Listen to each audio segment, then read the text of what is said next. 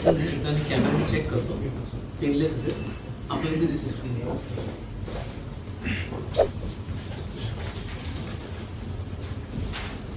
नमस्कार डॉक्टर अश्विन, माहिती भेटली आहे. मी एंडोस्कोपी चेक करतो, त्याला मी व्हिडिओ प्रॉक्स करतो, आपल्या स्क्रीनवर दिसेल असेल. बगंदर आजार त्याला आम्ही फिस्टुला म्हणतो.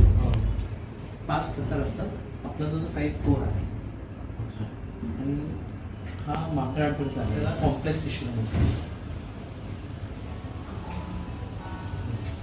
पारंपरिक जे ऑपरेशन असतात त्यांनी जेव्हा हा आजार बगंदर असतो टाईप 4चा तेव्हा पूर्ण होणे शक्यता असते किंवा कंट्रोल व्हायची रिस्क असते, कारण तुमची जी स्नायू आहे त्याला क्रॉस करून काढायला. तर ही जी टेक्निक आहे DLP हे मी आपल्याला सर्व्हिस करेन. हे 3D स्कॅनच्या गायडन्समध्ये होतं.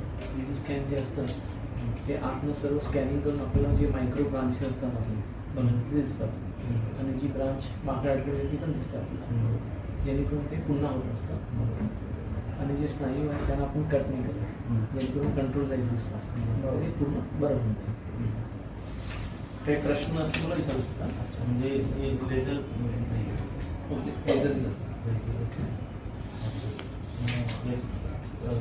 किती म्हणजे पेन टाके ड्रेसिंग असल्यामध्ये सकाळी ते दुपारी आला की सर्वसाधारण तासाभराची प्रोसेस असते. रात्री आपण जेवण करू शकता, नेक्स्ट डे तुम्ही घरी जाऊ शकता. थोडंसं हलकं असं दुखणं अपेक्षित असतं, एका थेंबात पडू शकतो, चिकट द्रव्य येतं काही आठवडे आणि तो दर वीकला प्रमाण कमी होत जातं आणि सर्वसाधारण 6 to 8 इंचमध्ये हील होतं. तर मला कॉन्स्टिपेशनचा कधीच त्रास नाही. बगंदरचं आणि कॉन्स्टिपेशनचं काही रिलेशन नाही. बगंदर हे एका प्रकारचं इन्फेक्शन असतं, इन्फेक्शन होऊन झालं. अच्छा, ते पण कसं कुणाला येऊ शकतं असं काही रिझन.